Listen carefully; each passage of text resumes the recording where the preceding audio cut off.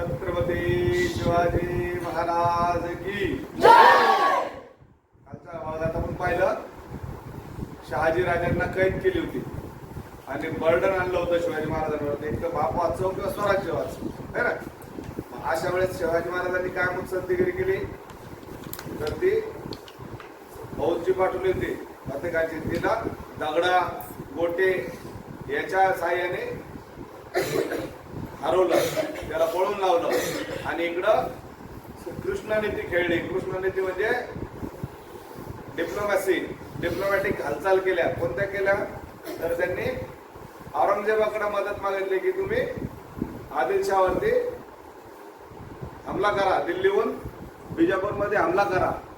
आणि मग ते प्रेशर इतकं आणलं की त्यांना वाटलं दिल्लीच्या फौजा येतील, म्हणून त्यांनी बाइज्जत शहाजी महाराजांना सोडून दिलं. पण लगेच सोडून दिलं का तर नाही, तर त्यांना जवळजवळ 2 वर्ष नजर कैदेत ठेवलं. त्यांना ताकीद दिली की तुम्ही बंगळूर सोडून कुठेही जायचं नाही, हालायचं नाही, बिजापूरमध्येच राहायचं.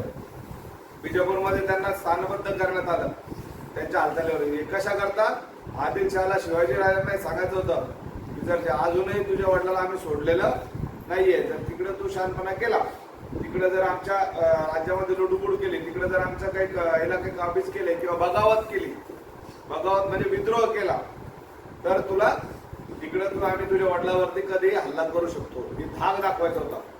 पण त्या काळामध्ये शिवाजीराजे गपचूप बसले का नाही, त्यांनी फौज जमा करायला सुरू. आधी आपलं सैन्य किती होतं, मूठभर होतं, आता सुपभर झालं. सैन्य वाढवलं. सैन्य कसं वाढवलं आपण त्याच्या सगळ्या गोष्टी मागच्या ह्याच्यात पाहिल्या. हळूहळू सैन्य वाढवायला सुरुवात केली.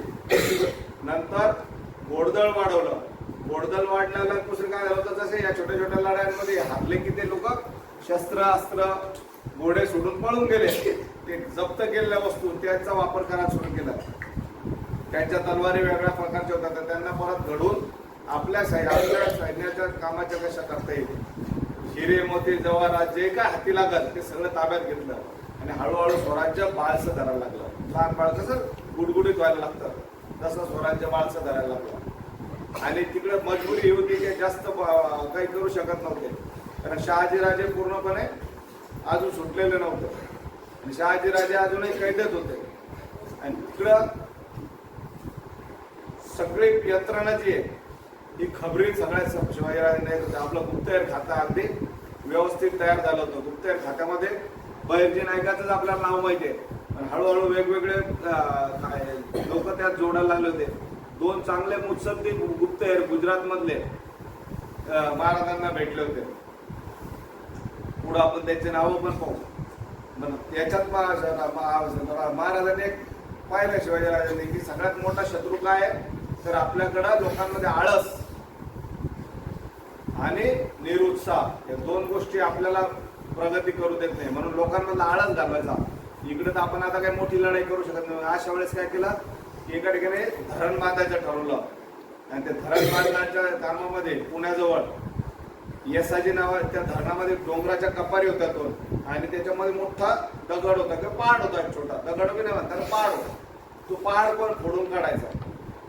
येसाजी आणि त्यांच्या टीमला, त्या गावातले ते मुलं होते, त्यांना सांगितलं की तुम्ही हा दगड फोडून टाका. तो हा दगड फोडून काढायचा. त्यांनी रात्रंदिवस मेहनत करून तो दगड फोडला आणि तिथं धरण बांधण्यात आलं. अगदी भव्य दिव्य असं धरण, त्याच्यामध्ये पाणी साठायला लागलं. मग शिवाजी महाराजांनी येसाजीला रक्कम देऊ केली की शाबासकी द्यायची, त्याला त्याचा मोबदला द्यायचा. त्याला सांगितलं की तुमच्या टीमला तुम्हाला किती पैसे पाहिजे सांगा आता.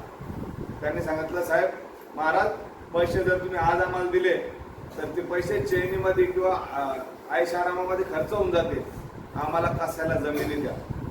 मुलांनी काय मागितलं, जमिनी मागितले.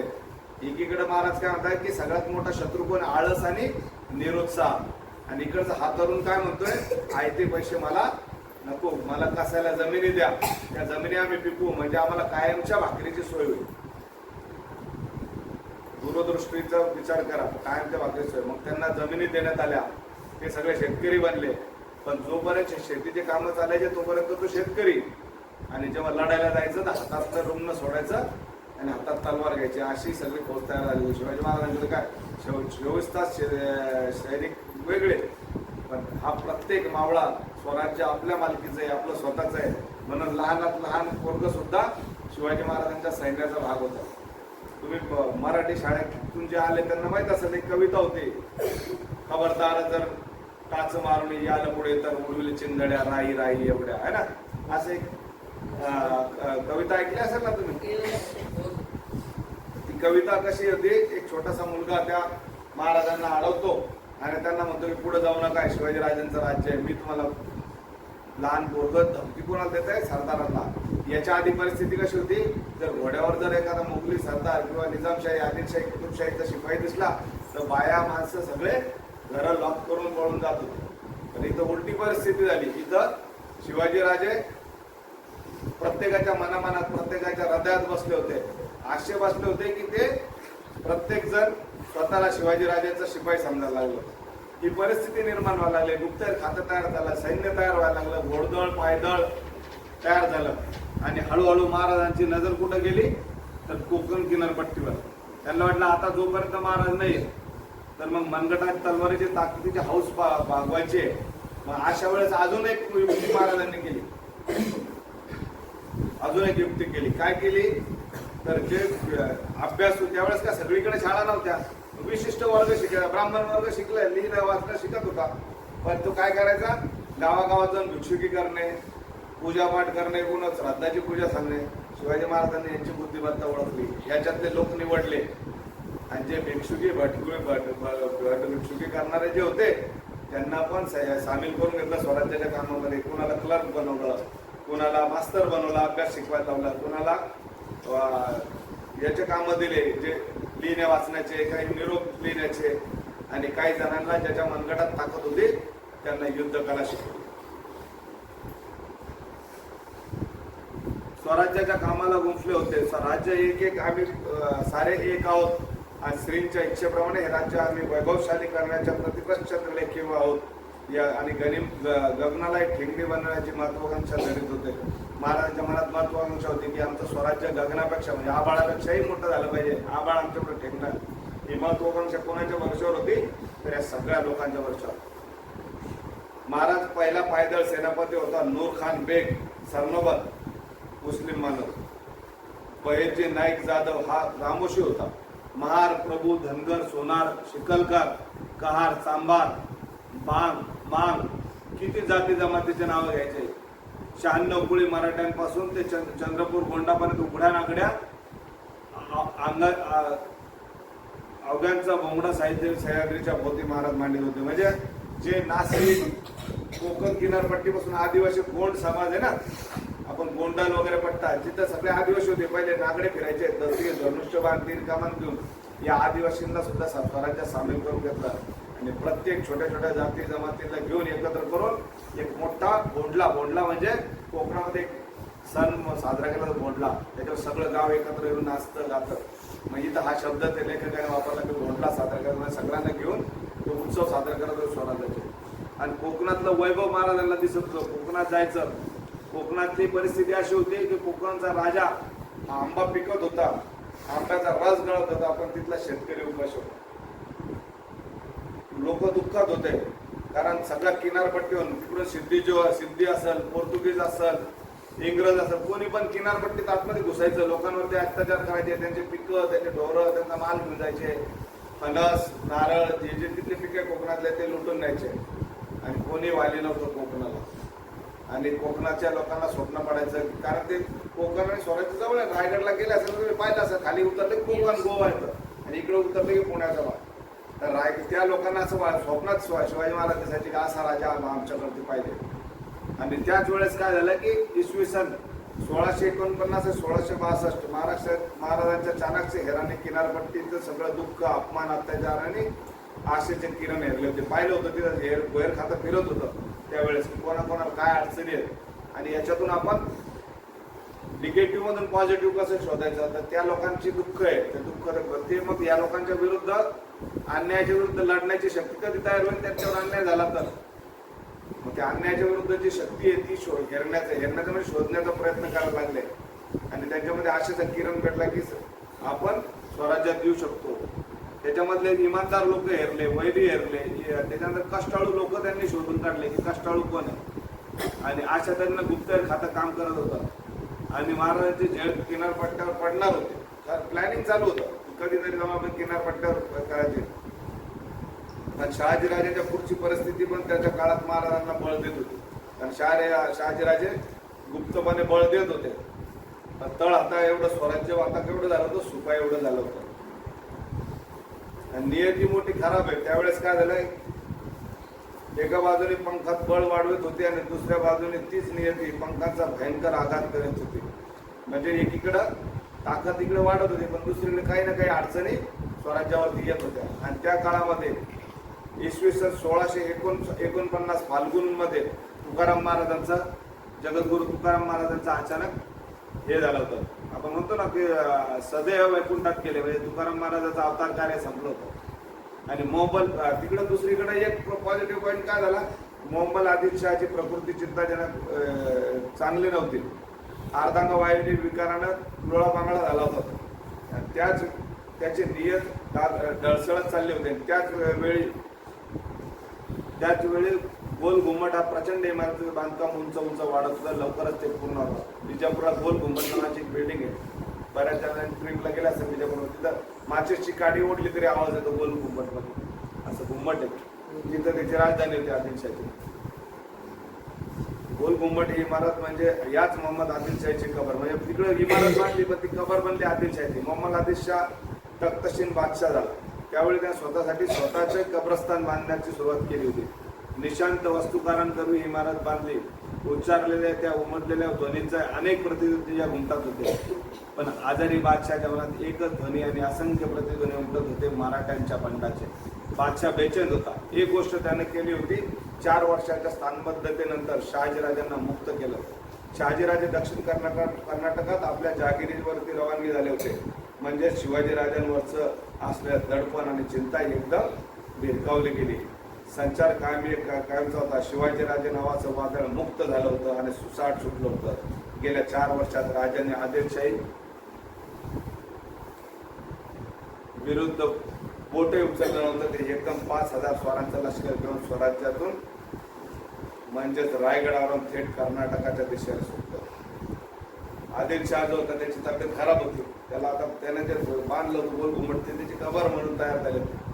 आणि शिवाजीराजांवरचं संकट सगळ्यात मोठं होतं की 4 वर्ष महाराजाला कुठली मोठी लढाई करता आली होती. सैन्य जमवलं होतं, नियोजन केलं होतं, स्वराज्याची घडी बसवली होती. मोठी एवढं स्वराज्य सुखा एवढं झालं होतं.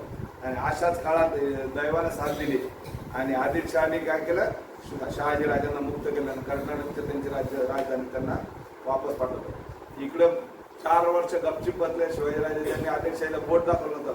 अचानक 5000चं सैन्य घेऊन कुठं डायरेक्ट कर्नाटकात स्वारी केली. म्हणजे आदिलशाहला दाखवायचं होतं की आम्ही काही शांत बसलो नाही, आम्ही गपचूप बसलो नाही. कर्नाटकाच्या उत्तर भागात मसूर या नावाने एक जबर लष्करी ठाणा होता. शिवप्पा नाईक देसाई हा शाही ठाण्याचा मसूनदार किल्लेदार होता. शिवाजीराजांच्या भयंकर वादळी हल्ला मासूरवर अचानक धडकला. त्या शिवप्पा नाईकाला स्वप्नातही कल्पना नसेल की ही मराठी चित्त्यांची झडप आपल्यावर येईल. कारण मासूरपासून शिवरळपर्यंत सर्व मुलूक आदिलशाहीचा. या एवढ्या मोठ्या प्रदेशात सर्व स्थानिक आदिलशाहीचे. सातारा, कराड, मिरज, कागल, चिंचोडी, तेरदळ इत्यादी सर्व ठाण्यांच्या टाळून शिवाजी महाराजांनी थेट म्हैसूर गाठलं होतं. शिवप्पाची अक्षरशः दानादान उडाली. त्याची फौज उधळली गेली होती. तो पळून गेला आणि महाराजांचा हाताळाचा देऊन तेवढ्याच झपाट्यानं पुण्याकडे पसार झाला. मासूर त्यांनी आपल्या ताब्यात ठेवलं नाही, लुटलं नाही, मधल्या कोणत्याच ठाण्यावर किंवा कब्जा केला नाही. नाही का राजांना आदिलशाहीच्या हे दाखवून द्यायचं होतं की शिवाजीराजे भोसले विसरभोळा नाही, गाफील नाही, बावळट नाही. वडिलांच्या स्थानबद्धतेच्या काळात माझं बळ आणि माझे दरवेज किती आहे हे तुम्हाला दाखवून देतो. माझ्या वडिलांचा झालेला अपमान मी विसरलेला नाही. मासूरच्या हल्ल्यात आदिलशाही दरबार थक्क झाला. आता दरबाराला चिंता होती ते पुढं काय होणार आहे. महिने उलटत गेले. महाराजांचे हेर मोगलाईतून खबर आणत होते. दिल्लीचा शहाजहान आग्र्याच्या किल्ल्यात आधारपण भोगीत होता. त्याचा थोरला शहजादा दारात दिल्लीत होता. दुसरा कोण होता? दुसरा शहजादा मुराद हा गुजरातचा सुभेदार होता आणि तिसरा पुत्र औरंगजेब हा दक्षिणेत बिदरला होता आणि चौथा बंगालच्या बाजूला होता. त्याचं नाव नवजुमा. किती म्हणजे औरंगजेबाला जेवढे भाऊ होते त्यातला जो दारा शिकू होता तो धार्मिक होता, सगळ्या धर्माचा अभ्यास का हुशार होता. आणि इकडे शहाजहानची तब्येत खराब असल्यामुळे तिकडे दिल्लीत येऊन बी आक्रमण होणार नव्हतं. शिवाजी महाराजांनी कर्नाटकवर हल्ला केला, किल्ला ते जिंकलं ते ठाणं, पण तिथलं काहीच लुटलं नाही, 1 रुपया पण घेतलं नाही. डायरेक्ट परत वापस आले. मध्ये जेवढे नाव वाचले आपण तेवढे ठाणे होते, पण एकावर काय काय नाही केलं असं फक्त त्यांना वॉर्निंग द्यायची होती. कोणाला? आदिलशहाला, की मी माझ्या वडिलाचा बदला घ्यायला आता सक्षम आहे. आणि तिकडे शहाजी राजे मुक्त झाले होते. शहाजहानला इतर कोणत्याही वैऱ्यापासून आपल्या मुलाची भीती वाटत होती. त्यातला थोरला पुत्र दारा हा सुसंस्कृत होता. बाकीचे सगळे क्रूर, श्वापदातूनही क्रूर प्राणी होते, म्हणजे सगळे एकामेकाच्या रक्ताचे. म्हणजे मोगली जर इतिहास तुम्ही बघितला तर बापाला मारून राज्याच्या गादीवर बसलेले, भावाला मारून, असा त्यांचा इतिहास होता. पण त्यातला हा जो होता कोण, दारा शिकोह, हा थोडा सुसंस्कृत होता. बाकीचे सगळे क्रूर होते, श्वापदापासूनही क्रूर प्राणी होते, म्हणजे अगदी जंगली जनावरांसारखे. सगळे टपले होते दिल्लीच्या तख्तावर. बादशाह आणि सर्व राजपूत सरदार औरंगजेबाचा अनुकूल होण्याचा क्षणकत होते. आणि आपण बघितलं औरंगजेबाच्या बाजूने खरी ताकद होती ती राजपूत सरदारांची. दिल्लीच्या तख्तावर बसायला सगळ्यांना घाई झाले होते. बहुतांशी राजपूत सरदार औरंगजेबाच्या अनुकूल होण्याची शक्यता होती. शहाजहानच्या मरणाची कुणी वाट पाहत नव्हता. बंडासाठी जो तो तोफा बंदुका ठासून तयार होता. खरं म्हणजे परिस्थिती अशी होती की दारुगोळ्याचं कोठारच उघडावं तसं बंड करून राजपूतांना दिल्लीच्या ताब्यात घेता आले असते. जर राजपूतांनी ठरवलं असतं तर डायरेक्ट दिल्ली राजपूत सगळ्या मराठा राजपूतांनी ताब्यात घेतले असते. पण ते शब्दाचे पक्के होते, काही नाते संबंध पाळणार होते, दिलेला शब्द पाळणार होते.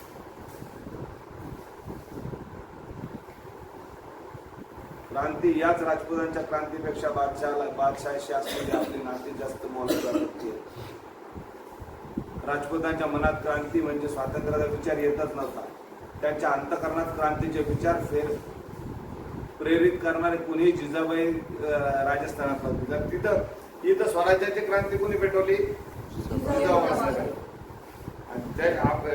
मराठ्यांपेक्षा ताकदवर तिकडे राजपूत सरदार होते, पण त्यांच्यामध्ये कोणीतरी असं कोणी स्फुरलिंग पेटवणारं नव्हतंच त्या वेळेला की बाबा तुम्ही क्रांती करा. जर राजपूतांनी ठरवलं असतं तर दिल्ली कधीच ताब्यात घेतली असते, पण त्यांनी ताब्यात घेता आली नाही. कारण काय, त्यांना कोणीतरी एनकरेज करणारा, चेअरअप करणारं कोणी नव्हतं. तिथं कोणी जिजाऊ मासाहेबासारखे कोणी नव्हतं. आणि मग प्रकटली होती तलवारीची पातळ. ती उगाच लागते स्वतःच्या मेंदूत, तर ती उतरावं लागते हृदयात, मग ते शिरते मनगटात आणि मग ती प्रकट होते तलवारीच्या पातळ. शिवाजी राजांना ते उत्तरेची ओळख झालेली होती. शिवाजी महाराजाला सगळा आता फिजिकल भौगोलिक परिस्थितीचा अभ्यास झाला होता. उमेद होती, प्रत्येक मावळ्याच्या मनामध्ये उमेद जागी केली होती. शिवाजीराजे फार बारकाईने अभ्यास करून योजना आखील. असं लहान मोठ्या कामात त्यांना येत गेलेले यश पाहिलं की लक्षात येतं की राजांचा या प्रधानाच्या सर्वात अभ्यासपूर्वक आखाडा तयार केला होता. योजनाबद्धता शिवकार्याचा आत्मा होते आणि याच अभ्यास त्यांनी कोणत्या समाधान केलं हे सांगता येत नाही. पण महाभारतातील कृष्णापासून ते शकुनीपर्यंत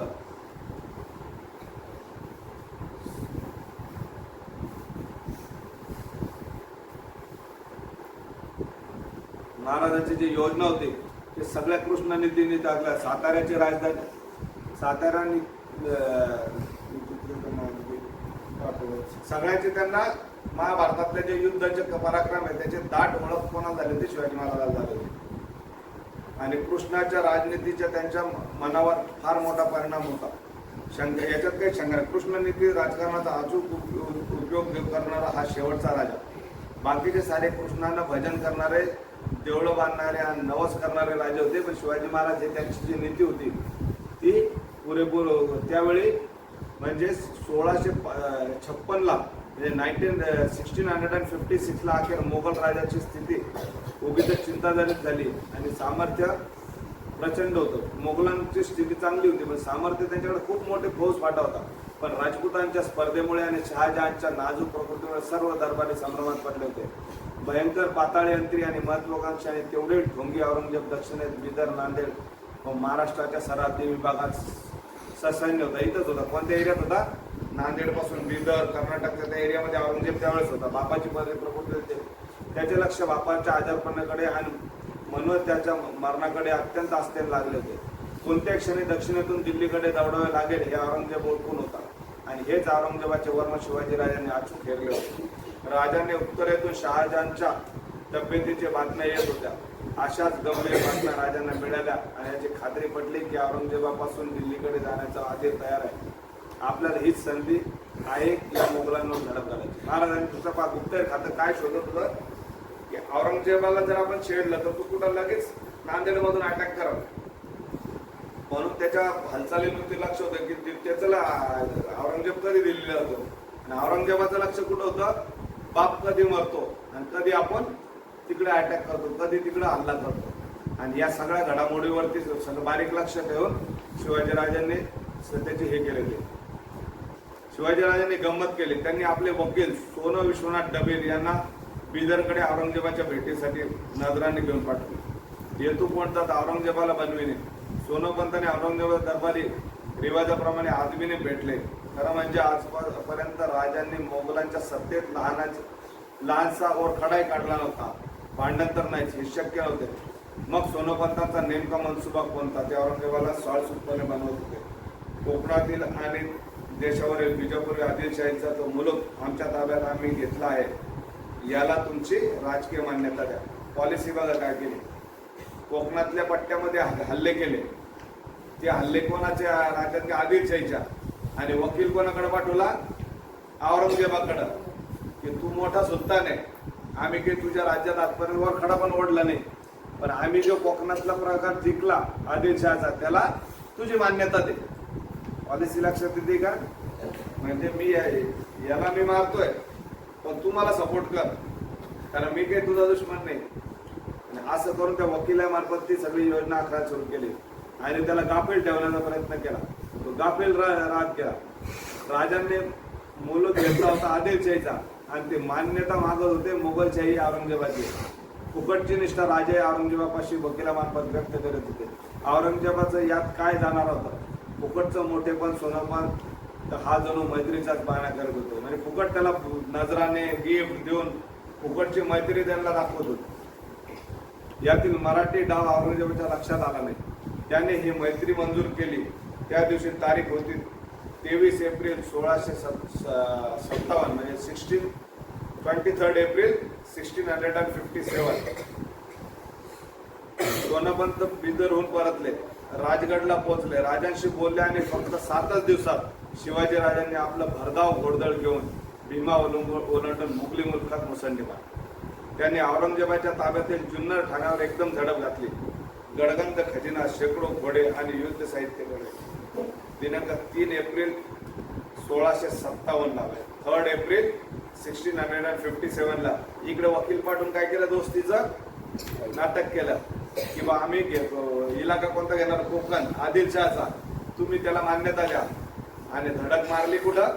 औरंगजेबाचे जे आसपास ठाणे होते, मोगली ठाणे, भीमा नदी ओलांडून ती त्यांनी ताब्यात घेतली. तिथं गडगंज संपत्ती होती, खजिने होते, शेकडो घोडे होते, सगळं ते ताब्यात घेतलं.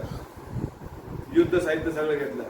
आणि सोनोपंतांनी मैत्रीच्या तहात लग्न तसंच दिवसात पार पडलं, 7च दिवसात पार पडलं, उधळून गेलं. तडक तडक तडक लगेच राजधानी श्रीगोंदा, पारनेर आणि प्रत्यक्ष अहमदनगर या ठिकाणी असलेल्या मोगली ठाण्यांवर भयंकर घाव घालून भरपूर लूट मिळवली. या साऱ्या बातम्या औरंगजेबाला बिदरला समजल्या. त्याची तळपायची आग मस्तकात गेली. या मराठी कोल्ह्यांनी आपली निष्ठेची भूल दाखवत आपल्याच उघड हल्ले केले. याचा अर्थ काय? आपण तहानं गाफील झालो, शिवानं लोणी पळवलं. गाफील का जो माल है वो अक्लमंद का खुराक है, असं कोण म्हणतं? औरंगजेबाने म्हणतो गाफील का जो माल है वो अक्लमंद की खुराक है. महाराजांनी पहा युक्ती कशी केली. आदिलशहाचं बहाणा केला, गिफ्ट औरंगजेबला दिले, औरंगजेब बरोबर दोस्तीचं नाटक केलं. आणि औरंगजेबचं लक्ष कुठं होतं? तर शहाजहान मरणार आणि आपल्याला दिल्लीवर राज्य करायचं आहे. या सगळ्या घडामोडीमध्ये महाराजांनी सरळ औरंगजेबाच्या ठाणे जेवढे आसपास होते जुन्नर परगण्यामध्ये जुन्नर बिदर आसपास पुण्याच्या जवळपास त्या सगळ्यांवर ते हे करून सगळं संपत्ती घोडदळ पायदळ युद्ध साहित्य सगळं जमा केलं. म्हणजे डबल बेनिफिट काय झालं, पैसा मिळाला, साहित्य मिळालं, घोडे वगैरे विकत घ्यायची गरज नाही पडली, ते आपल्याला मिळालं आणि याच्यामध्ये आपल्या स्वराज्याची ताकद वाढवली. आजच्या एवढ्या घटनेतून आपण हा पाहिलं की महाराजांचं बुद्धी कौशल्य, युद्ध कौशल्य आणि मुत्सद्देगिरी म्हणजे तिकडे कोणाकडे वकील पाठवून कसे चाल खेळली, शहाजीराजांना कसं वाचवलं, इकडे औरंगजेबाला कशी बोल दिली, आदिलशाला कशी बोल दिली, या सगळ्या प्रसंगातून स्वराज्य असं नुसतं जोश मध्ये नाही तर अगदी होश मध्ये राहून अत्यंत चाणाक्ष कल्पक प्री प्लॅनिंग व्यवस्थित मॅनेजमेंटच्या भरोश्यावर स्वराज्य घडत होतं. इथून पुढचा भाग आपण उद्या परत पुढचे आता हळूहळू आपल्या कथेमध्ये रंगत यायला झालं. तुम्हाला ज्या अपेक्षित गोष्टी आहेत तुम्ही ज्या ऐकलेल्या असतात, वेगवेगळ्या किल्ल्याच्या लढाया, अफजल खानासोबत, आता हळूहळू पुढे येत चालला. छत्रपती शिवाजी महाराज की जय.